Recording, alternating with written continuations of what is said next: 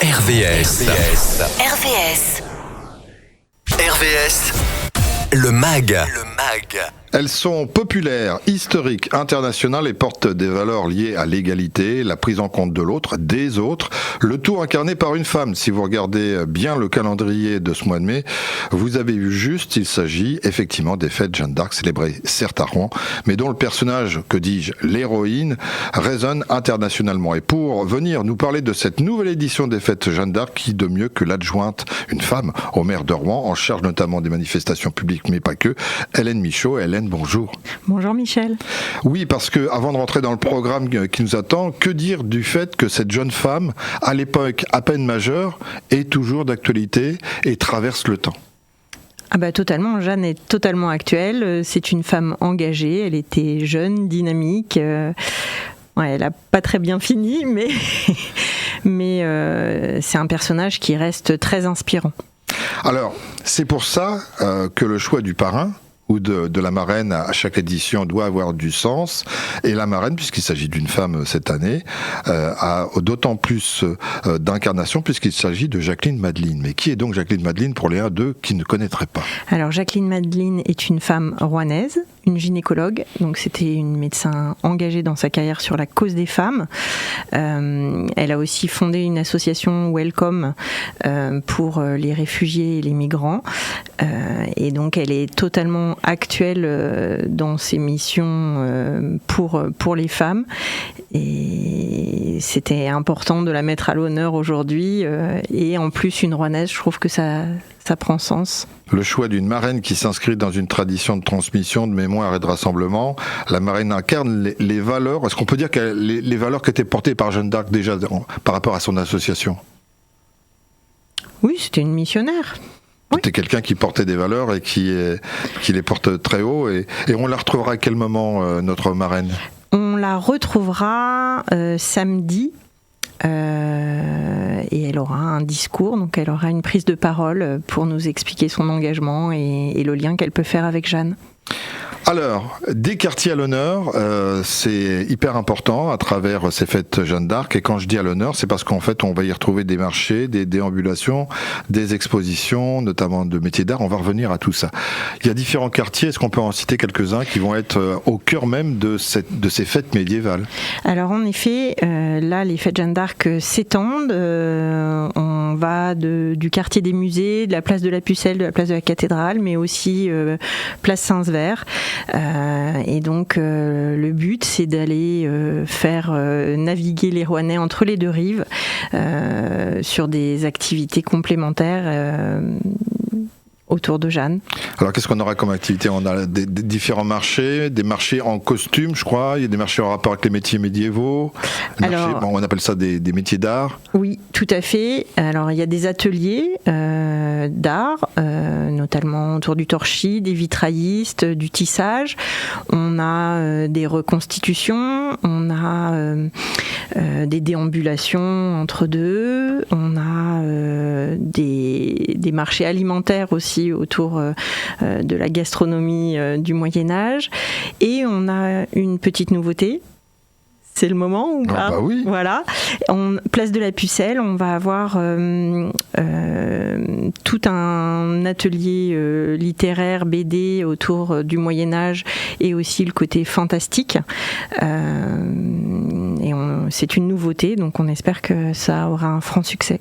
C'est un rapport pédagogique, c'est une sensibilisation par rapport aux enfants. C'est important effectivement qu'il y ait ce message qui passe les années et qui passe l'histoire. Oui, et sans se lasser, parce que l'histoire elle est écrite, mais en fait autour de Jeanne il y a aussi tout cet univers fantastique qu'il ne faut pas négliger et qui rassemble en fait. Voilà, c'est un événement qui porte auprès de tous les Rouennais, mais tous les métropolitains et bien au-delà.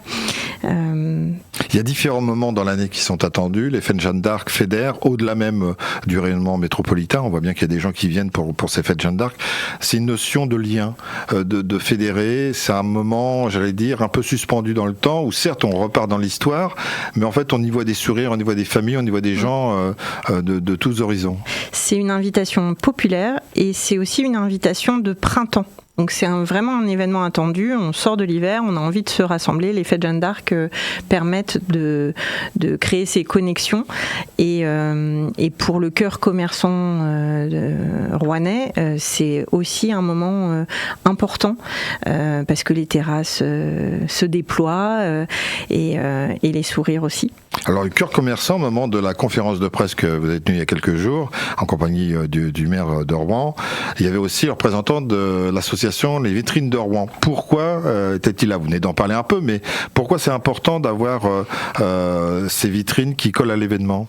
Ils sont très engagés dans le projet et ils permettent aussi la réalisation. Ce sont des acteurs vraiment importants de ce projet autour des fêtes Jeanne d'Arc, parce qu'il y en a plein, il y a la métropole, la ville, la région, mais grâce aux vitrines, beaucoup de choses peuvent se réaliser et c'est vrai que c'est 3 jours, mais 3 jours intenses.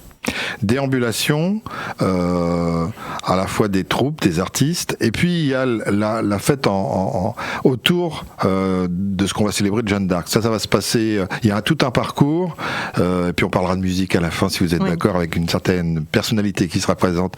Mais donc, comment va se passer la procession ? Parce qu'on démarre en fait le matin de l'église Jeanne d'Arc, et puis ensuite on va se diriger vers la cathédrale. Comment ça se passe ? Oui, alors pour les rendez-vous, j'ai plus l'horaire de démarrage. Je crois que c'est le rendez-vous est à 10h. Oui, c'est ça. Et puis ensuite, avec une messe. Voilà. Dans l'église Jeanne d'Arc. Dans l'église Jeanne d'Arc, il y a aussi un panégyrique, il y a un temps de louange, et ensuite il y a une procession qui va jusqu'au monument où Jeanne, où ses cendres ont été déversées dans la Seine, et où là il y a un lancer de gerbes en hommage à Jeanne. Ça, c'est le temps fort pour la fin de la vie de Jeanne, en fait. Mais je voulais juste revenir sur les déambulations. Sûr. Il y a de la musique, il y a de la danse, il y a du théâtre, il y a des vêtements. En fait, c'est très fort en couleur. Voilà. Tout à fait. Mais sur la déambulation, un parcours particulier, est-ce qu'on remonte sous le gros horloge, c'est ça ? Alors, pas n'importe comment. Exactement. Sous le gros horloge, Jeanne, parce que là c'est un peu une reconstitution. Donc c'est une jeune lycéenne en classe de seconde qui sera à cheval. Donc tout un symbole. Et en plus c'est une cavalière et son rêve était un jour de passer sous le gros horloge à cheval. Donc là, on va réaliser un rêve au travers de ces fêtes. Et donc voilà. Donc cette jeune femme représentera Jeanne. C'est chouette comme symbole. Avec du public tout au long de la procession, je pense. Tout à fait. Il y aura du public, il y aura une procession établie avec des gens qui l'accompagnent, mais aussi ça permet de faire revivre l'esprit médiéval, c'est-à-dire que nos rues pavées accueillaient des chevaux autrefois, et donc d'entendre les sabots du cheval, ça va être un peu magique. Alors, procession qui va jusqu'à la cathédrale où sera donnée une cérémonie, et puis il y aura un autre endroit qui accueillera de la musique, et on s'y attend pas au départ parce qu'on se dit mais quel rapport, mais vous avez invité Laurent Voulzy. Oui, Laurent Voulzy. Déjà, c'est un chanteur populaire qu'on apprécie énormément et qui chante Jeanne dans les églises, et donc ça s'impose à Rouen de venir chanter chez nous, et pas n'importe où non plus, parce que ce sera dans Saint-Ouen. Oui. Saint-Ouen a été rénové, on est très fiers du résultat et ça surpasse même parfois la cathédrale dans le cœur des Rouennais, donc c'est pas anodin qu'ils viennent chanter à cet endroit. C'est un spectacle qui est gratuit, donc ça aussi c'est un beau cadeau qui est fait aux Rouennais, et voilà.